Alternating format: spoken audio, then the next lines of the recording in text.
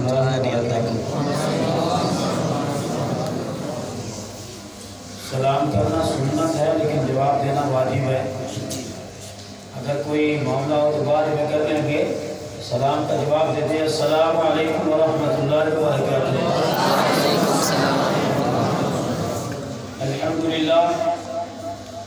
الحمدللہ رب العالمین والعاقبۃ للمتقین والصلاة والسلام علی من کان نبیا وآدم بین الماء والطین وعلى آلہ واصحابہ اجمعین، اما بعد فاعوذ باللہ من الشیطان الرجیم، بسم اللہ الرحمن الرحیم۔ وَلَوْ أَنَّهُمْ إِذْ ظَلَمُوا أَنفُسَهُمْ جَاءُوكَ صدق اللہ مولانا العظیم وصدق رسولہ النبی الکریم ونحن علی ذلک لمن الشاہدین والشاکرین والحمد للہ رب العالمین۔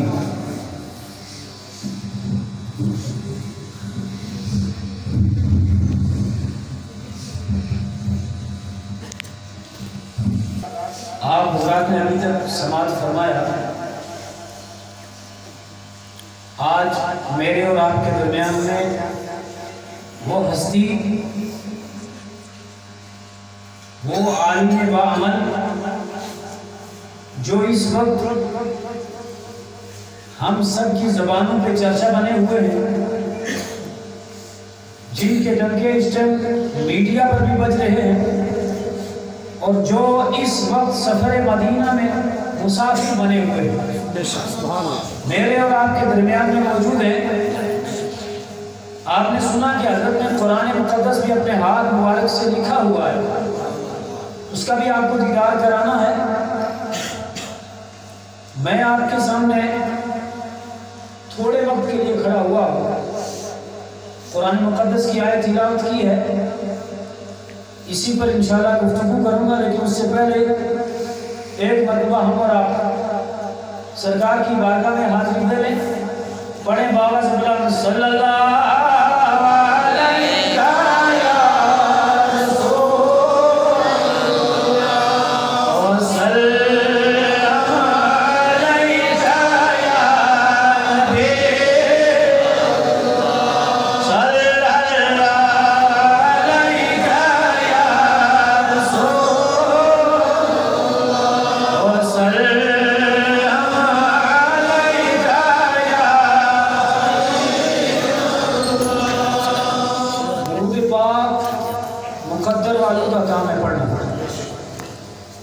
شرط اس کے لیے کیا ہے؟ ایمان۔ کیا شرط ہے؟ ایمان شرط ہے۔ اور درود پاک پڑھنے سے گناہ مٹا کرتے ہیں۔ روایتوں کے اندر آتا ہے کہ ایک عورت حضرت حسن بصری رحمۃ اللہ علیہ کی بارگاہ میں آئی، عرض کرنے لگی حضرت میری ایک بچی ہے جس کا انتقال ہو گیا ہے، کافی عرصے سے دل تڑپتا ہے کہ اسے خواب میں دیکھوں، لیکن خواب میں وہ نظر نہیں آ رہی۔ حضرت علامہ حسن بصری رحمۃ اللہ علیہ نے فرمایا جاؤ، کھانا کھانے کے بعد قرآن کھولو اور سورۃ الہاکم التکاثر کا ورد کرو، اور اس کے بعد درود پاک پڑھو اور سو جاؤ۔ یہ گئی، قرآن کی یہ سورت ورد کیا، درود پڑھا، سو گئی، اپنی بچی کو خواب میں دیکھ لیا۔ جب بچی خواب میں نظر آئی، لیکن بچی کو دیکھا کیا کہ وہ جہنم کی آگ میں ہے، اور ہاتھ میں اس کو کڑے پڑے ہوئے ہیں، پاؤں میں زنجیریں پڑی ہوئی ہیں، جہنم کی آگ میں جھلس رہی ہے۔ اب صبح یہ عورت اٹھی، نماز پڑھی، خواجہ حسن بصری رحمۃ اللہ علیہ کی بارگاہ میں آ گئی، عرض کرنے لگی حضرت میں نے بچی کو تو دیکھا لیکن وہ جہنم کی آگ میں جھلس رہی ہے۔ اب خواجہ حسن بصری رحمۃ اللہ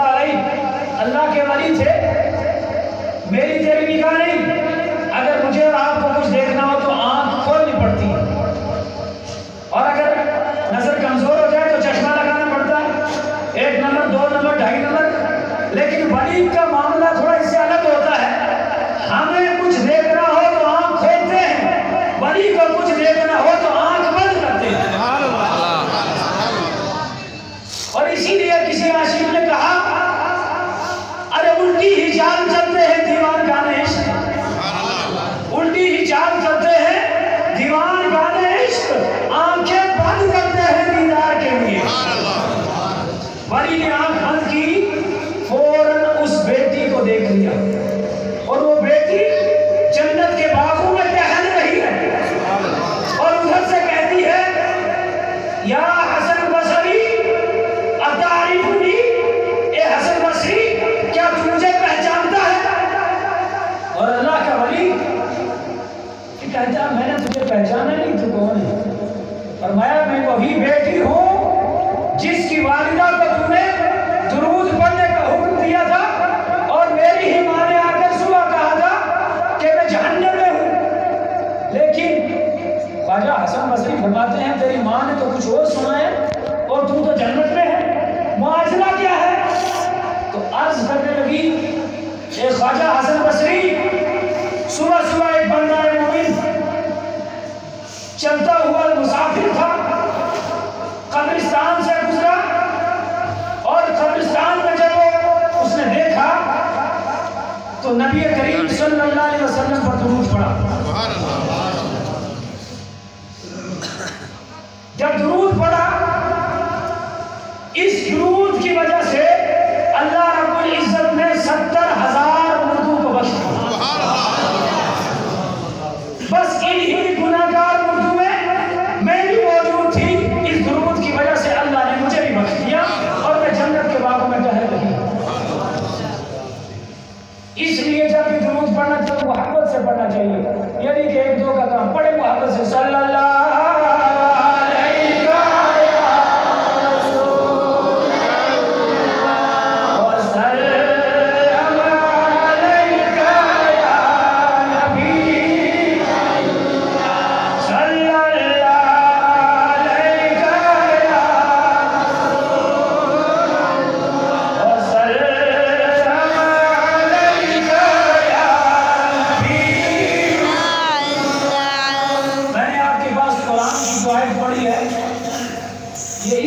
پڑھی ہے کہ حضرت مولانا عبدالقیوم اشرفی صاحب سرزمین قدس سے چل کر آج ہمارے پاس پہنچے ہیں اور انشاءاللہ آتے وقت میں مدینہ الرسول میں بھی پہنچے ہیں. کچھ کمینے, کم علم, کم فہم لوگ اس پر بھی الٹی سیدھی بکواس کرتے ہیں, الٹی سیدھی باتیں کرتے ہیں اور کہتے ہیں کیا جی دینہ نگر میں میں نے حضرت کا استقبال کیا, تقریر کی, وہاں ایک ویڈیو لانا چڑھی تو وہابی لکھتا ہے یہ سفر غیر شرعی ہے, یعنی شریعت میں یہ سفر نہیں ہے. میں نے کہا کاش اگر تیرے باپ نے قرآن پڑھا ہوتا نا تو آج تو گندی نسل کا یہ بات نہیں کرتا. اس کی وجہ یہ ہے کہ تجھے قرآن ہی نہیں پڑھا. قرآن کہتا ہے وَلَوْ أَنَّهُمْ يَظْلَمُوا أَنفُسَهُمْ جَاءُوا, اے محبوب یہ تیرے امتی جب گناہ کر لیں, اپنی جانوں پہ ظلم کر لیں, نماز کا حکم اللہ نے دیا ہے, نماز کو ترک کر کے گناہگار بن جائے. اللہ نے مار دیا ہے, مارنے سے زکات نہ نکالے تو گناہگار ہو جائیں. پیچھے چلے جاتا ہے ویڈیو, اللہ رہے پیچھے چلے بتائیں, پابندی نہ کرے تو گناہگار ہو جائیں. اگر باپ کے ساتھ یہ غلط زبانی کرے گناہگار ہو جائیں, ماں کی بےعزتی کرے گناہگار ہو جائیں. لیکن باپ کو راضی کرنے کے لیے باپ کے پاؤں پکڑے جاتے ہیں, ماں کو راضی کرنے کے لیے معافی مانگی جاتی ہے. لیکن اللہ ناراض ہو جائے تو پاؤں پکڑنے کا یہاں معاملہ ہی نہیں ہے. کیونکہ اللہ رب العزت کا جسم نہیں, اللہ کا جسم نہیں, جو جسم مانے وہ کافر ہو جاتا ہے.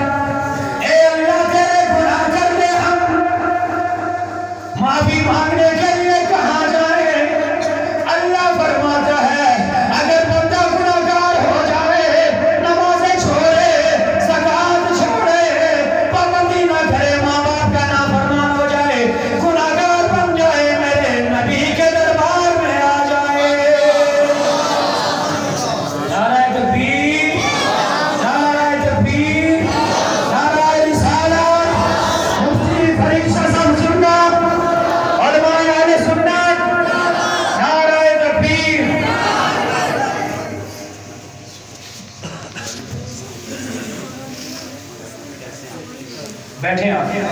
تشریف رکھیں دوسری پڑھیں صلی اللہ علیہ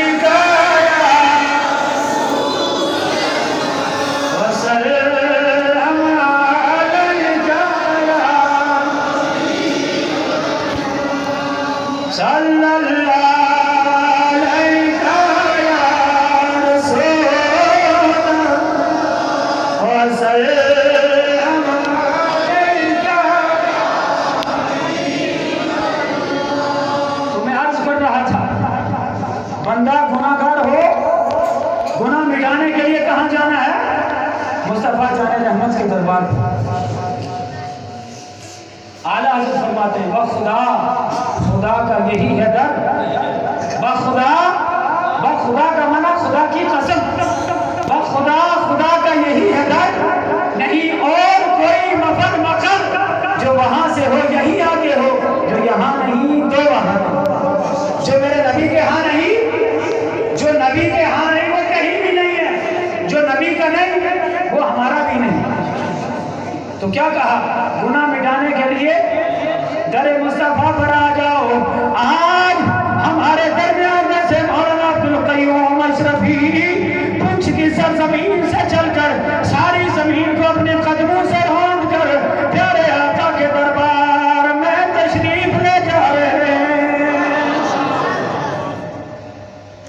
اللہ فرماتا ہے اگر یہ بندے گناہ کر لے کہاں آئے محبوب تیرے دربار میں آئے آ کر اپنے گناہ کا اعتراف کریں ہم سے یہ گناہ ہو گیا ہے اللہ تو نے نمازوں کا حکم دیا ساری زندگی ہم نمازیں چھوڑتے چلے گئے اللہ تو نے مال دیا تھا زکوٰۃ ہم نے نہ نکالی مال دیا تھا حج ہم نے نہیں کیا ماں باپ کے نافرمان ہم بنے اساتذہ کا ادب ہم نہ کر سکے اے اللہ ہم گناہ گار ہوئے آج گناہ کا اعتراف کرتے ہیں اللہ ہماری بخشش فرما دے جب گناہ کا اعتراف کریں اللہ فرماتا ہے محبوب سنیا جب یہ اعتراف کریں تو بھی ان کے لیے دعا کر لے محبوب جب تیرے ہاتھ اٹھ جائیں گے تو مجھے بخشنے والا مہربان پائیں گے جب محبوب کے ہاتھ اٹھ جائیں گے گناہ اللہ رب العزت بخش دے گا اسی لیے کسی عاشق رسول نے کہا ارے ہم وسیلے کے قائل ہیں گناہ مٹانے میں وسیلہ مصطفیٰ کا لیں گے کسی عاشق نے کہا تینوں چھٹ میرے دریا دروازیوں جرا بخشش منگنے آوے کدے نہ بخشاں رب سچا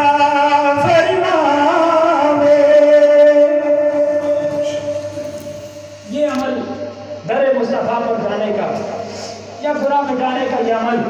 آج سے نہیں رہا صحابہ کے زمانے میں بھی رہا صحابہ بھی سرکار کی بارگاہ میں تشریف لاتے تھے جس طرح آج مولانا عبدالقیوم اشرفی صاحب تشریف لے جا رہے ہیں میں نے آپ سے ذکر کیا کہ کچھ لوگ اس سفر پر بھی الٹی سیدھی باتیں کرتے ہیں کہتے ہیں یہ سفر غیر شرعی ہے میں نے کہا قرآن کھول لے قرآن کہتا ہے یہ سفر غیر شرعی نہیں ہے ابراہیم علیہ السلام نے کعبہ تعمیر کیا اللہ نے فرمایا ابراہیم اب کعبہ تعمیر ہو گیا ہے لوگوں کو عزم فی الناس بالحج لوگوں کو کعبہ کے حج کے لیے دعوت دے دو ابراہیم علیہ السلام نے جو ہی آواز لگائی